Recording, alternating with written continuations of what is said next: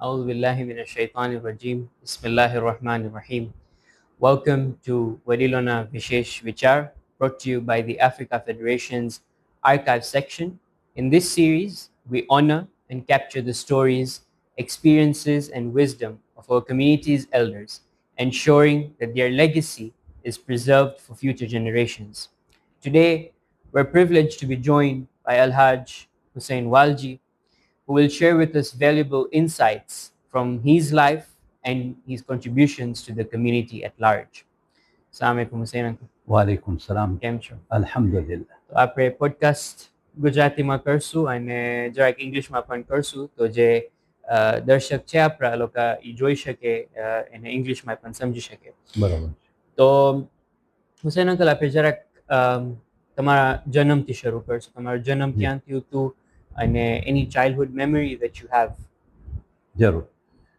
મારું નામ હુસેન વાલજી છે. મારા ફાધર કરમાલી હીરજી વાલજી, જે પ્રખ્યાત હતા કંપાલાની અંદર, ખાસ કરીને જેમનો જન્મ લામુની અંદર હતો. એટલે અમારું કનેક્શન કેન્યા સાથે મારા ફાધરના ટાઈમથી શરૂ થઈ ગયું હતું. મારો જન્મ કંપાલામાં થયો અને 15 વર્ષની ઉંમરે મેં મજલિસો પઢવાનું શરૂ કર્યું હતું કંપાલા જમાતની અંદર. અને પછી બાકીના બધા એના ઘરોની અંદર જે મજલિસો થતી મુહર્રમ અને માહે મુબારક રમઝાનની અંદર, ત્યારે મજલિસો પડાતી.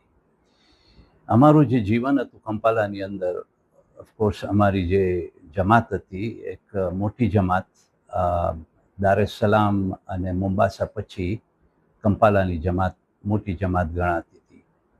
અને એ જમાતની અંદર મારા ફાધરે એક તો ગુસલખાનાનું કામ કરતા રહ્યા અને સાથે સાથે ખાવાનું પકાવવાનું કામ એ ઘણા વર્ષથી શરૂ કરી નાખ્યું હતું. આ બધી વસ્તુ જે હતી એ એક ઇન્સ્પિરેશન હતું મારા વાસ્તે, કે જ્યારે હું બી મોટો થતો હતો ત્યારે મારા ફાધર સાથે હું પૂરેપૂરો ભાગ લેતો હતો બધી વસ્તુની અંદર. અને એ થકી એ વસ્તુ મારામાં આજ સુધી મોજૂદ છે. ને અમારી જે સ્કૂલ સિસ્ટમ હતી, એ school system similar to Dar es salaam કે મોમ્બાસામાં જેવી રીતના હતી. આપણી ખ્વાજા શેખ નાશી જમાતની જ સ્કૂલ હતી, મદ્રેસો હતો. એ મદ્રેસામાં મેં પઢાવ્યું પણ છે અને પઢ્યો પણ છું મદ્રેસાની અંદર. અને 1972ની અંદર, 1972ની અંદર મારા મેરેજ થયા. અને મેરેજ પછી તુરત ઈદી અમીનનું ફરમાન આવ્યું કે એશિયન લોકોને બહાર કાઢવામાં આવે છે. તો એ ટાઈમે હું મોમ્બાસામાં હતો. અને એ ટાઈમમાં જ્યારે એણે એ કીધું કે we need all the Asians out of the country, તો એ ટાઈમે હું પાછો ગયો. અને પછી બધું ઇનફેક્ટ અમારા જે ગિફ્ટ હતા, અમારા વેડિંગના ગિફ્ટ, એ બધા એમ જ પડ્યા રહ્યા. જ્યારે અમે નીકળ્યા ત્યારે એમ જ પડ્યા રહ્યા. અડધું તો જોયું જ નહોતું અમે કે શું દીધું હતું માણસોએ. અને એ જ્યારે 1972માં જ્યારે ઈદી અમીને ડિક્લેર કર્યું, ત્યારે અમે જે હતા, અમે પહેલાં બ્રિટિશ પ્રોટેક્ટેડ માણસો હતા. બ્રિટિશ સબ્જેક્ટના માણસોને પ્રોબ્લેમ નહોતો, બ્રિટિશ પ્રોટેક્ટેડ માણસોને પ્રોબ્લેમ એ હતો કે અમે લોકો બધા યુગાન્ડા સિટીઝન થઈ ગયા હતા. એ સિટીઝનશીપના લીધે અમને કહેવામાં આવ્યું હતું કે હવે અમે રેફ્યુજી બની જઈશું, કારણ કે પાસપોર્ટ અમારો યુગાન્ડાનો એ લોકો લઈ લેશે અને બ્રિટિશનો તો પાસપોર્ટ હતો નહીં, રિનાઉન્સ થઈ ગયું હતું. તો પછી એ પ્રમાણે પછી 1972 નવેમ્બરમાં અમને કહેવામાં આવ્યું કે હવે તમે ગામ મૂકીને ચાલ્યા જાઓ. ત્યારે મારી ઘરવાળી એક્સપેક્ટ કરતી હતી. અને અમે જ્યારે ત્યાંથી નીકળ્યા ત્યારે અમેરિકન એમ્બેસીએ, કારણ કે અમે ઘણી એમ્બેસીમાં એપ્લાય કર્યા હતા, પણ પછી અમેરિકન એમ્બેસીએ એક્સેપ્ટ કર્યા અમને. અને અમે પછી એ લોકોએ ઇટલી તરફ અમને રવાના કર્યા. આ બધો જે ટાઈમ હતો, particularly when we were asked to leave and the issues that individuals were facing just to get to the airport, which was 21 miles from the city of Kampala, which was the Entebbe airport.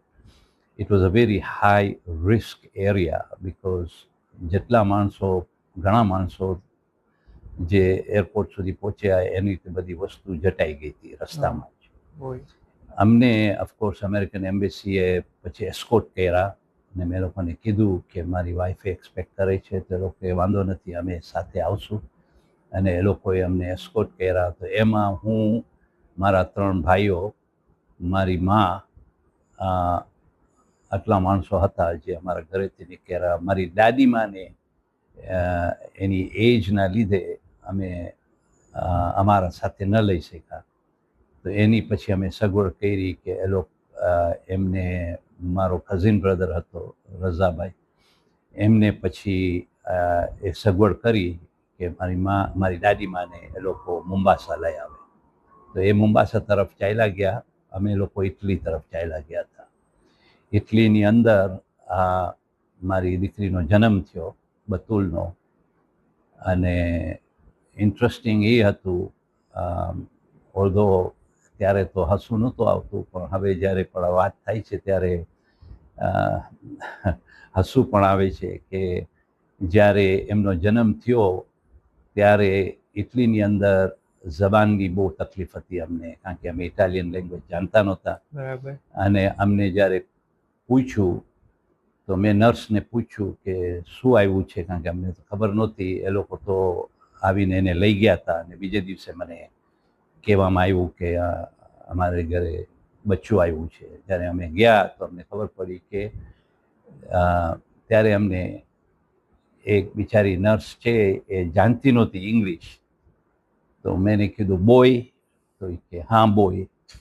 તો અમે એનું નામ મોહમ્મદ રાખ્યું. ત્યારે મોહમ્મદ રાખ્યું અને પછી જ્યારે 2 દિવસ પછી બરોબર મને ખબર પડી કે આ તો છોકરી છે, ત્યારે એમનું નામ અમે બદલાવ્યું અને બતુલ રાખ્યું. અને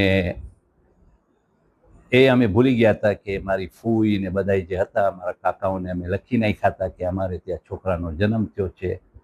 અને પછી જ્યારે બતુલનું આવ્યું તો અમે તો ભૂલી ગયા હતા કે અમે એને પહેલાં શું લખ્યા હતા. તો અમે કીધું અમારા ઘરે દીકરી આવી છે. તો બધા બિચારા લખવા માંડ્યા કે બેલડા તો નથી થઈ ગયા, બેલડા આવ્યા છે. એમ કીધું ના ના, એક જ છોકરી છે, બતુલ છે એનું નામ. અને પછી અમને લગભગ 28 દિવસ ઇટલીમાં રહ્યા અને પછી ન્યૂયોર્ક આવ્યા. અને ન્યૂયોર્કથી અમને કહેવામાં આવ્યું કે અમે મિનેસોટા જાય છીએ. હવે અમે સાંભળ્યું તો હતું કે મિનેસોટા એક એવી જગ્યા છે કે જ્યાં બરફ બહુ પડે છે, ઠંડક એ બહુ હતી સખત. તો અમે તો ઓલા અમારા જે સ્પોન્સર્સ હતા એ લોકોને કીધું કે ભાઈ અમને એવી જગ્યાએ મોકલો કે જ્યાં અમારા જેવી ક્લાઇમેટ હોય, કંપાલા જેવી. તો કે ના ના, આ તો એના કરતાં સારું છે, વहाँ એપલ બહુ ઉગે છે, તમને બહુ મજા આવશે, તમને જરાય વાંધો નહીં આવે.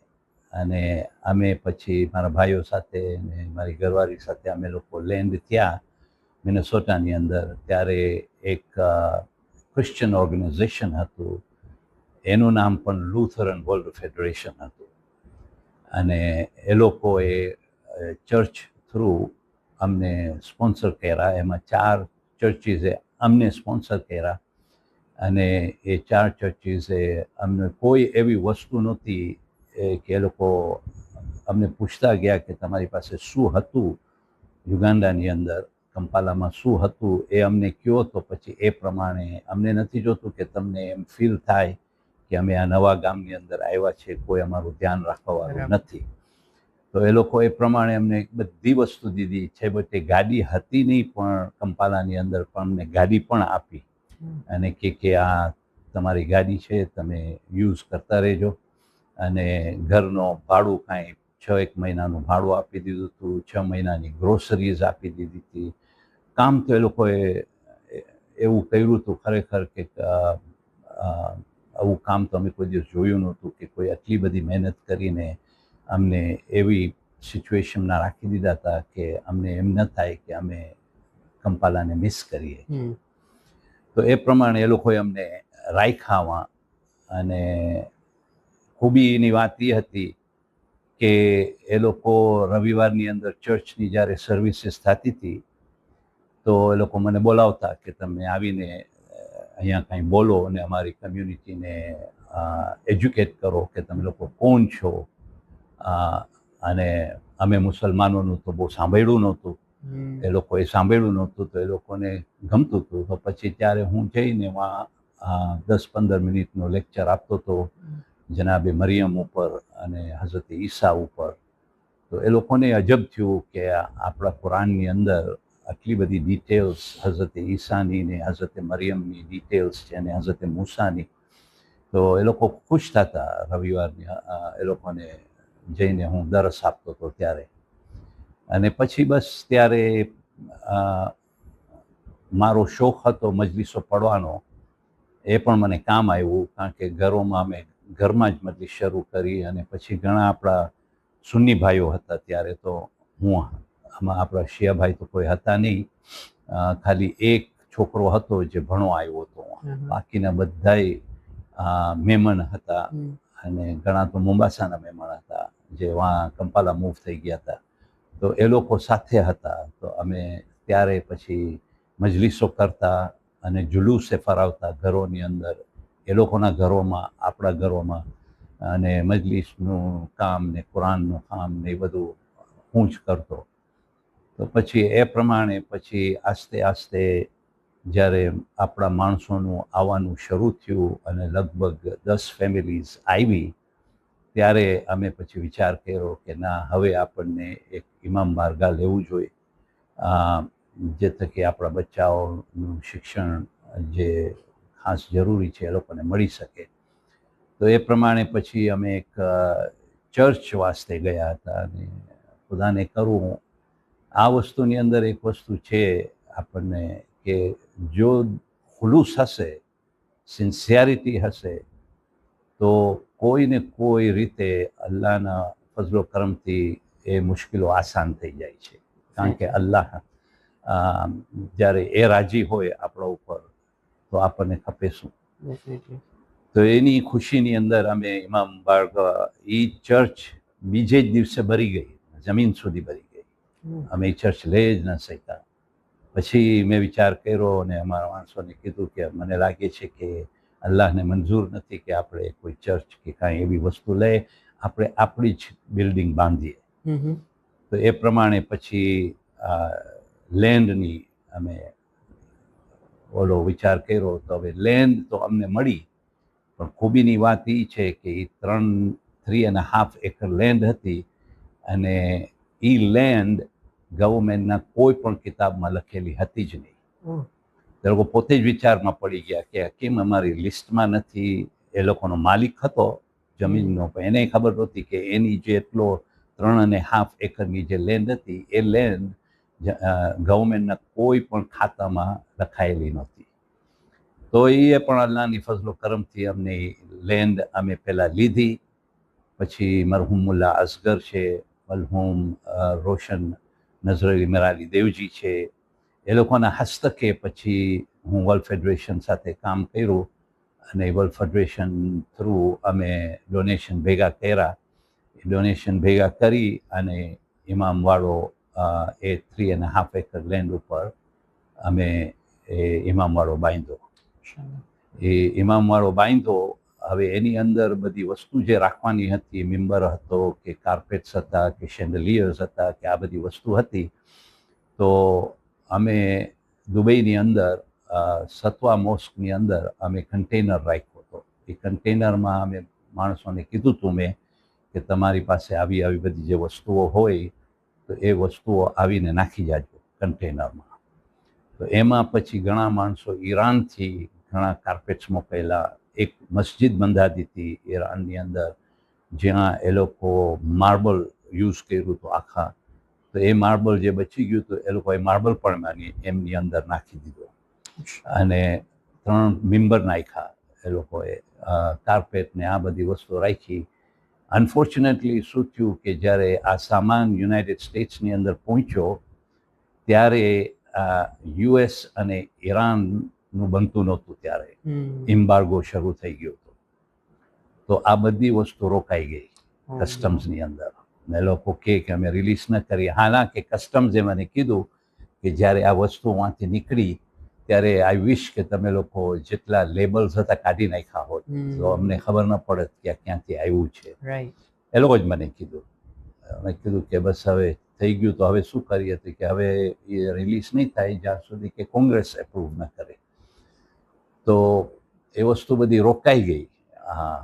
હું ઘણો ટાઈમ થયા અને પછી એક અમેરિકન ઇન્ડિયન હતો જે વાના રહેવાસી છે. ઇન્ડિયન લોકો, આપણી ઇન્ડિયન નહીં પણ અમેરિકન ઇન્ડિયન્સ હતા. એ લોકો જે રહેવાસી છે વાં, એમનો એક માણસ આપણી મસ્જિદની ઓપનિંગની અંદર આવ્યો અને ત્યારે મેં એમને વાત કરી તો એણે ઈરાનના અખબારની અંદર એને લખ્યું કે આ લોકો ઈરાનવાળા અમેરિકન્સને હોસ્ટેજ રાખ્યા છે, પણ આ અમેરિકન્સે અમારા કાર્પેટને હોસ્ટેજ રાખ્યા છે. તો એ પ્રમાણે વાત થઈ ને પછી એક કોંગ્રેસમેને મને ફોન કર્યો તરત જ કે આ થઈ ગયું છે, બરોબર છે? મેં કીધું બરોબર છે. તો મને કે ઓકે, તો પછી અમે બધું રિલીઝ કરી નાખીએ છીએ, અમને પ્રોપોગાન્ડા નથી જોતો, અમે બધું રિલીઝ કરી નાખીએ છીએ, પણ અમને $4,000 કસ્ટમની ડ્યુટી તમને ભરવી પડશે. તો એ પણ અમારી પાસે સગવડ હતી નહીં ત્યારે, કારણ કે અમે તો બધા રેફ્યુજીઝ હતા, બધા નોકરિયાત હતા, કોઈ પાસે બચત નહોતી. તો પછી મેં એક ભાઈને વાત કરી દુબઈની અંદર અને એમણે મને પછી $4,000 મોકલીને એ બધી વસ્તુ રિલીઝ થઈ ને એ કાર્પેટ્સ બધા આવ્યા. એક મેમ્બર અમારી પાસે રહ્યો, એક મેમ્બર માયામી ગયો, એક મેમ્બર એલનટાઉનની અંદર ગયો. એવી રીતના 3 જમાતોને મેમ્બરની સગવડ થઈ ગઈ.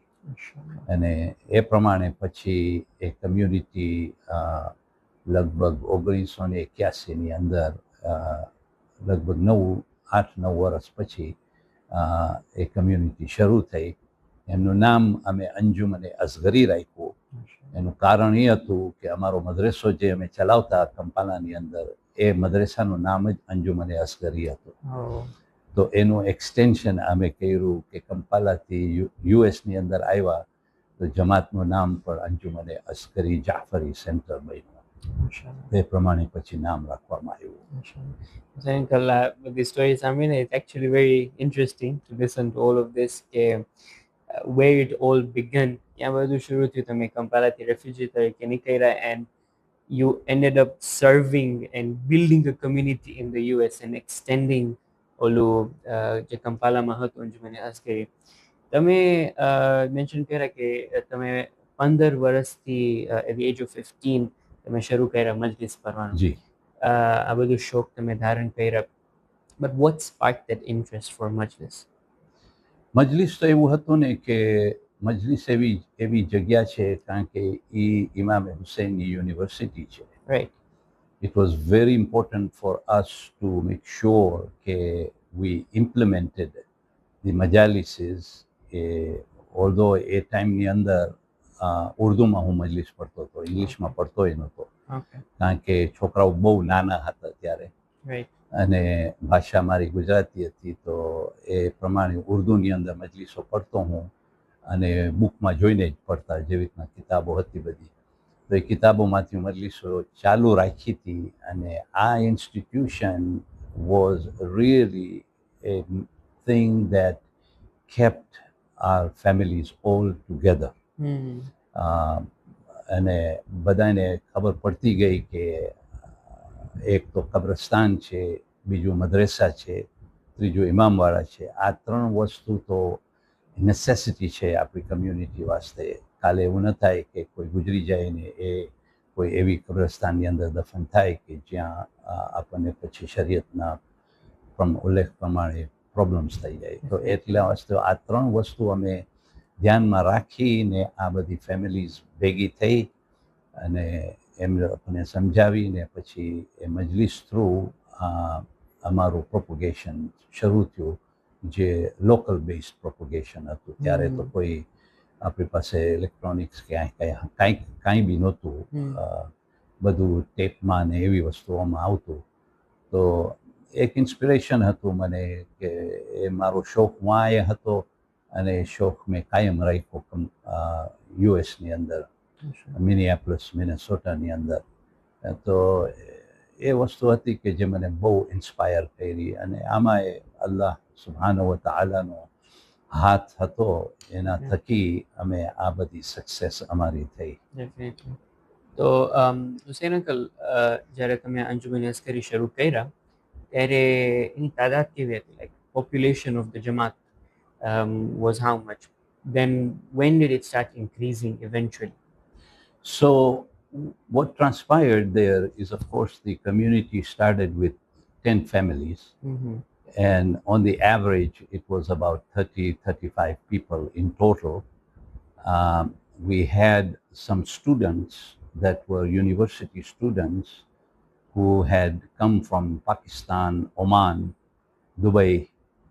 And while they were there, I made a point to go to Oman, to go to Dubai, because Oman played a big role in the contributions that we received.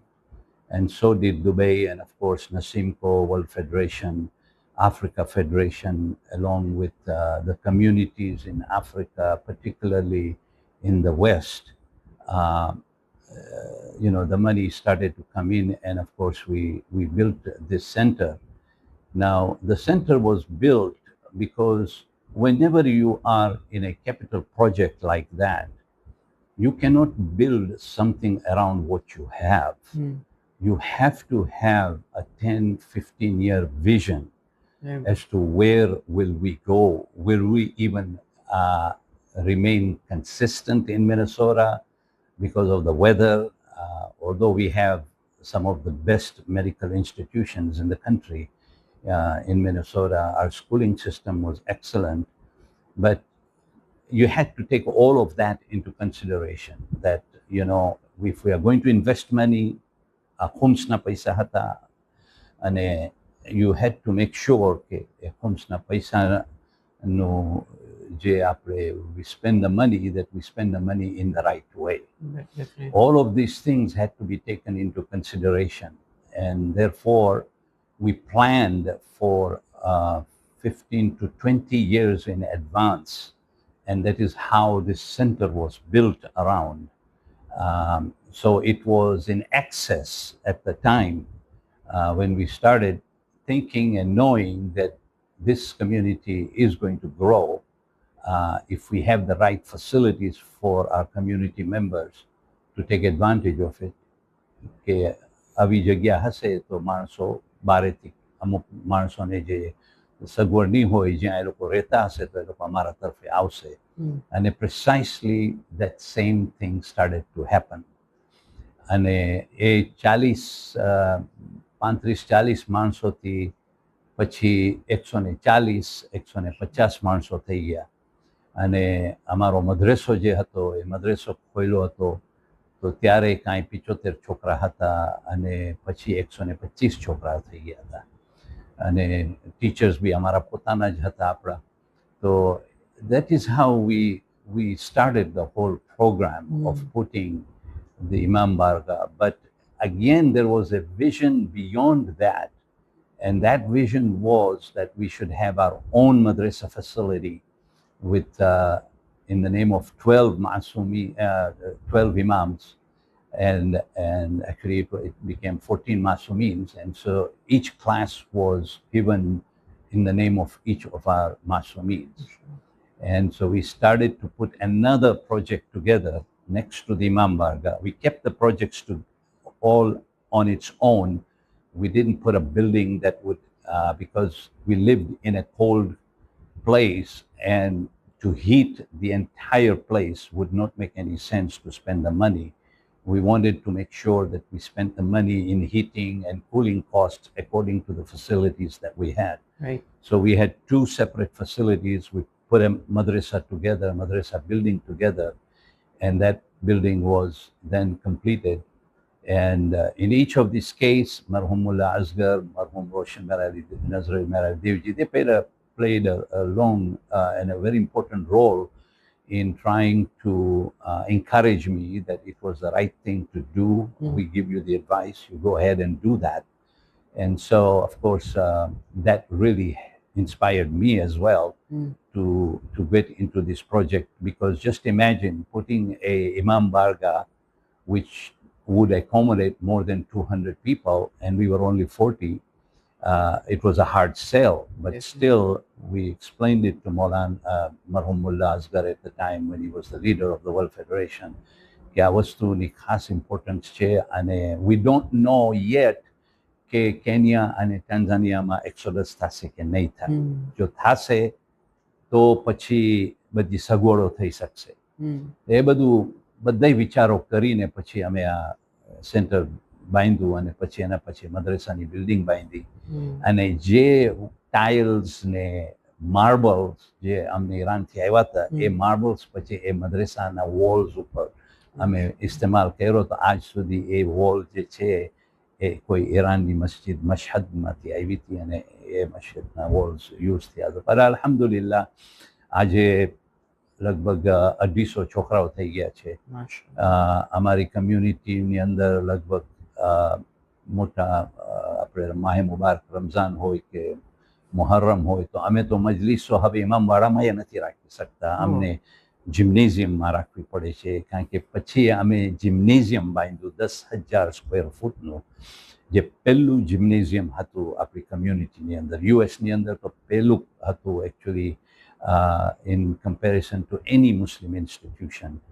અને એ પણ અમે જિમ્નેઝિયમ બાંધ્યું, કારણ કે આપણને ખપતું હતું કે આપણા બચ્ચાઓ એ જિમ્નેઝિયમની અંદર ટાઈમ કાઢે, અને વિન્ટરના સિઝનની અંદર એ લોકો સાથે ને સાથે રહે. તો એ પણ કામયાબીની સાથે અમે એ જિમ્નેઝિયમ બાંધ્યું, અને જિમ્નેઝિયમની અંદર આજે મજલિસો બધી થાય છે જિમ્નેઝિયમની અંદર થાય છે, કારણ કે અમારા પાસે લગભગ 350 થી 400 માણસો થઈ જાય છે. અને અફઘાનિસ્તાનની અંદર જે થયું એમાંથી એ ઘણા ભાઈઓ હવે મિનેસોટા મૂવ થઈ ગયા છે, તો એ લોકો પણ પૂરેપૂરો ભાગ લે છે. આપણી એક કમ્યુનિટી છે મિનેસોટાની અંદર કે જે community sort of mix community છે, જેની અંદર લેબનીઝ છે, ઇરાકીઝ છે, અફઘાનીઝ છે, અને ખોજા કમ્યુનિટી છે. આ બધા સાથે જ મળીને અમે રહે છે. ઇરાકી કમ્યુનિટી પછી એ લોકોની જરૂરિયાત વાસ્તે અમે મદદ કરીને એ લોકોનું પોતાનું સેન્ટર એ લોકોએ ખોલ્યું, અને એ લોકો હવે ઇરાકી કમ્યુનિટી પોતાનો સેન્ટર યુઝ કરે છે. પણ જ્યારે ઈદનો કે એવો કોઈ અવસર હોય તો અમે પછી બધા એક જિમ્નેઝિયમમાં ભેગા થઈને પછી ઈદની નમાઝોને આ બધી વસ્તુ કરી શકીએ છીએ. માશાલ્લાહ. Senegal, from what I know, જે ખબર છે કે તમે નસીમકો સાથે પણ કામ કર્યા છો અને વર્લ્ડ ફેડરેશન સાથે પણ કામ કર્યા છો. તો એ બે ઓર્ગેનાઇઝેશનમાં જે તમે કામ કર્યા છો એના ઉપર જરાક તમે પ્રકાશ પાડી શકો તો? હા, નસીમકો is North American Shia Islamic Muslim Communities. Right. That's what it stands for. Nasimco is similar to Africa Federation. Okay. That were the legs of basically what I call for the World Federation.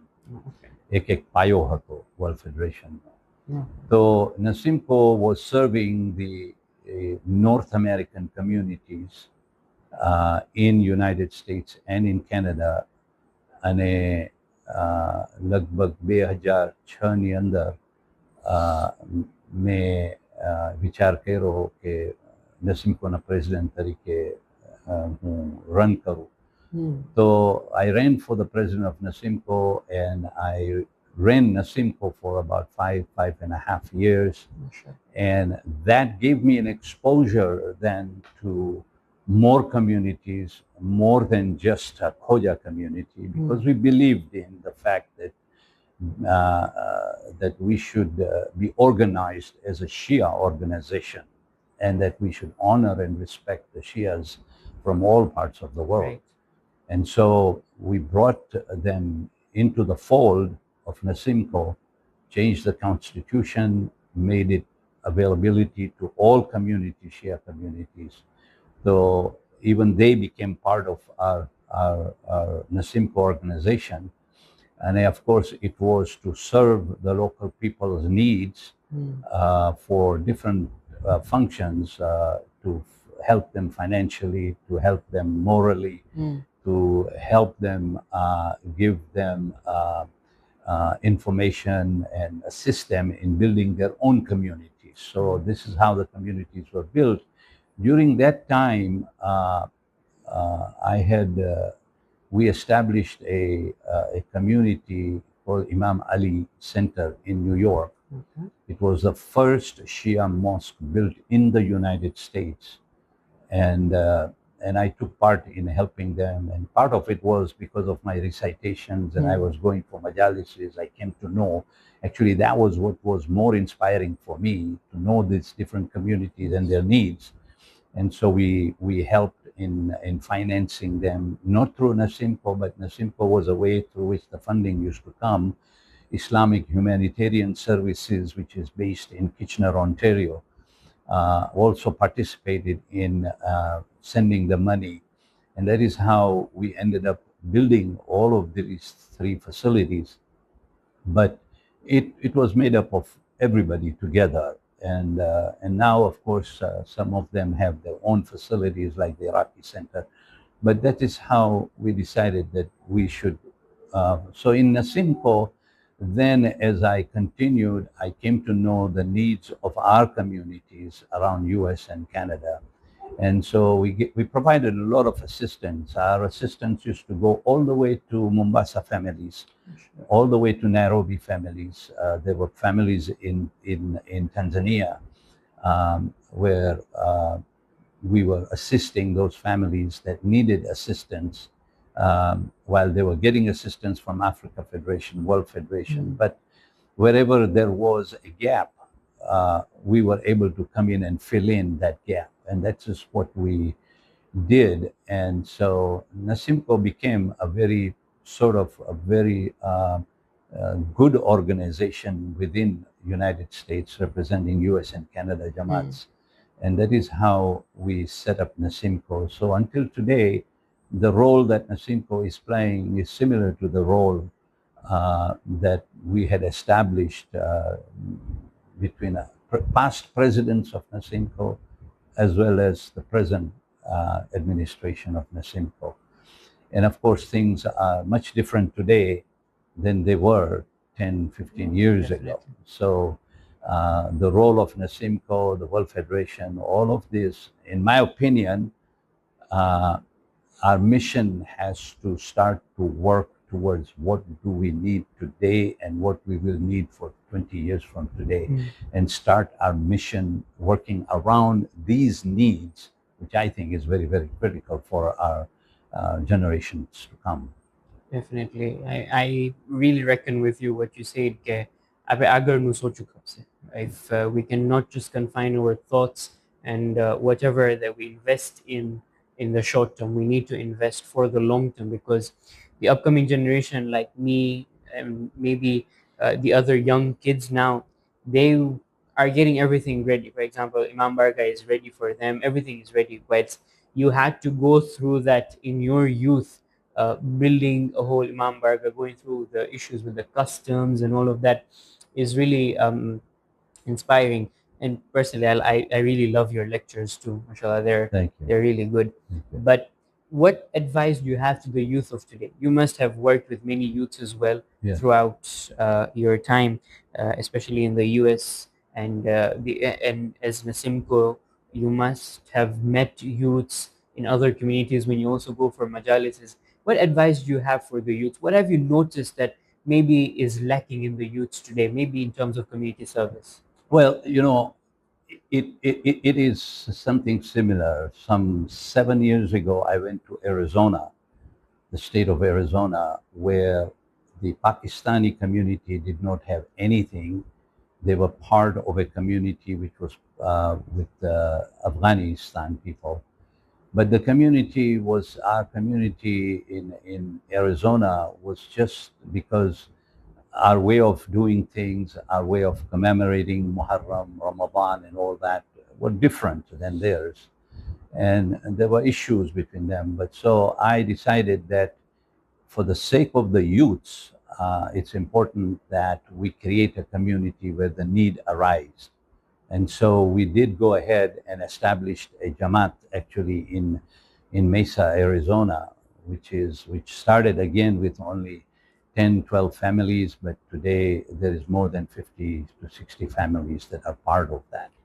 And I go quite frequently to give them those guidances that they need, especially for the youths and the madrasas. So we have to think that our institutions are not just based on the lap of the mother. It is beyond that. It is our responsibility to equip the parents and to equip the children to be able to continue the religious spirituality. And madrasa, in my opinion, is the single most important institutions our Jamaats have. Definitely. It's serving a very small, younger community, but as they grow up and they get to be 14, 15, and that is where we thought that now gymnasium will become a very important part of our project. And so we said, let's build a gymnasium and keep our children. And that was some of the reasons why Marhum Ayatollah Al-Khoyi, may Allah give him a place in Jannah, as well as Ayatollah Sistani, who were very, very instrumental in helping us to get the money for this kind of institutions and why we were doing such things. Right. And so that brought the need of our youths together. I have to tell you that today nearly 85% of our youths are within the community. They have their own gymnasium, they have their own programs that they do. So to give them, because it's different when I rent a place, it's not my place. Right. I just go there for a few hours Right. of the week. But when it becomes your institution, Right. that inspires other children, other youngsters to get up on their feet and start to have programs that would help the younger generation of their size, of their age. And so to me, that's very, very important. The other Right. aspect of is that our lectures, our instructions on the members should be that is relevant to the needs of our children and the parents today. Right. I cannot bring a philosophy that is 50 years ago and try to implement that philosophy into the minds and hearts of the young community today. Right. Our young community is well educated. They're getting well educated. They're becoming professionals. They are becoming contributors of our community now. Right. And so I think all of these are part and parcel of economic and growth development of our communities. Definitely. I totally agree with you regarding the point that you made, the difference between renting an institution and having your own, because it really brings in some sort of Ownership. emotion, especially in the youths, that sort of good pride that this is mine. Yes. And there's some sort of security as well that the upcoming generation has, that they're going to be secured in these areas. Really enjoyed speaking to you, and a lot to learn. Thank you. Especially knowing that you are the foundation layer of an imambarg, of an institution, of a very good thing in the US. And I think it's all God's plan, from where it all began to Yes, where you yes. went. Alhamdulillah, it was really nice speaking Thank to you. you. And Thank you for giving me the honor of having to sit with you and talk to thank you so much for Uh, giving us your time as well. Yeah, good. Asante sana. Dear viewers, thank you so much for joining us for this episode of Wadilo na Vishesh Vichar, a project of the Africa Federation's archive section. We hope that today's conversation has inspired you and deepened your connection with our shared history. Be sure to stay tuned for more episodes as we continue to honor the legacy of our community elders. Until next time, thank you so much. Ahsan. Thank you so much, Hassan.